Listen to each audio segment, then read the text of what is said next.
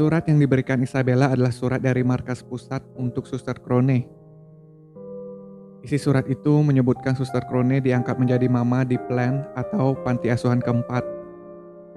Isabella memberitahu bahwa mama di Plan keempat tiba-tiba tidak bisa bekerja, dan dia yang merekomendasikan Suster Crone sebagai penggantinya.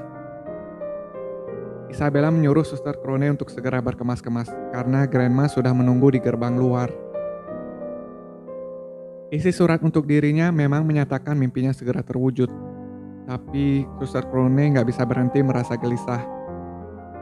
Firasatnya berkata bahwa surat itu hanya kedok Isabella untuk menyingkirkan dirinya. Bagi Suster Crone, cuma inilah kesempatannya untuk membongkar kebobrokan Isabella. Dia pun segera berkemas dan menuju ke gerbang luar. Sesampainya di gerbang luar, Grandma sudah berdiri menunggu. Suster Crone memberanikan diri melaporkan kejanggalan di tempat Isabella dan menyerahkan catatan yang dia temukan. Tapi nggak dia sangka, Grandma membela Isabella. Dia malah dianggap sebagai pembuat onar dan mengganggu kinerja Isabella. Suster Crone kini sadar, sedari awal dia nggak punya kesempatan menang. Sembari tertawa ke arah panti asuhan akan kebodohan dirinya, seekor monster berjalan mendekat. Dalam usahanya yang sia-sia untuk mempertahankan diri, Suster Crone kembali teringat semua kenangan masa lalu. Bahagianya dia di masa kecil saat mendapat hadiah boneka, betapa pahitnya kenyataan saat mendapat giliran adopsi, dan betapa berat dan kesepiannya memilih untuk tetap hidup.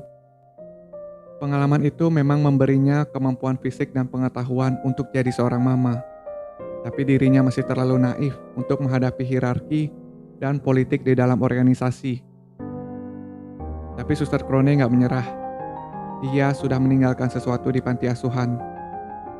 Di hadapan kematian, Suster Crone mengutuk nasibnya dan menyerahkan harapannya pada anak-anak di Plan ketiga. Di panti asuhan, anak-anak mempertanyakan Suster Crone yang nggak kunjung datang ke ruang makan. Setelah makan siang selesai, Emma, Norman, Ray, Don, dan Gilda menjalankan rencana penyelidikan ke dinding luar. Sesuai rencana, Ray akan menyibukkan Isabella selagi Emma dan Norman pergi memanjat dinding. Don dan Gilda akan jadi pembawa pesan untuk membatalkan misi kalau Ray gagal. Tapi rupanya Isabella sudah 2 langkah di depan mereka. Dia rupanya sudah tahu kalau 5 anak asuhnya sedang membandel.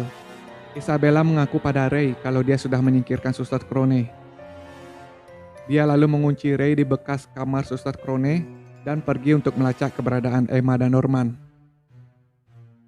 Untungnya Don yang curiga melihat Isabella keluar dari gedung panti asuhan pergi mengecek keadaan. Don berhasil membebaskan Ray dan bersama Gilda, mereka bertiga pergi menyusul Isabella. Di dinding luar hutan, Emma dan Norman terkejut melihat kehadiran Isabella. Mereka mencoba berakting lugu, tapi nggak diduga, Isabella malah memperkenalkan ulang dirinya. Kali ini bukan dalam konteks mama dan anak asuhnya, tapi sebagai penjaga ternak dan ternak yang dia awasi. Isabella mencoba membujuk Emma dan Norman untuk menyerah dan kembali ke panti asuhan. Isabella mengaku nggak ingin anak-anak asuhnya hidup menderita di luar. Dia ingin anak-anaknya hidup bahagia sampai waktunya tiba nanti. Emma dan Norman yang sudah terpojok harus nekat memaksa peruntungan mereka. Norman berlari mengambil tali untuk memanjat, sementara Emma berusaha menahan Isabella.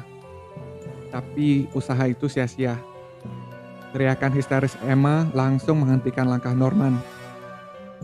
Norman cuma bisa menyaksikan Emma yang merintih setelah Isabella dengan gampang mematahkan kakinya.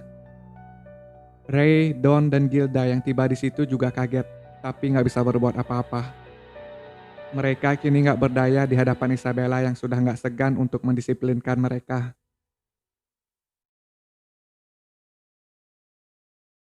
Belum cukup teror yang mereka rasakan, Isabella memberitahu kalau tanggal pengiriman Norman sudah ditentukan.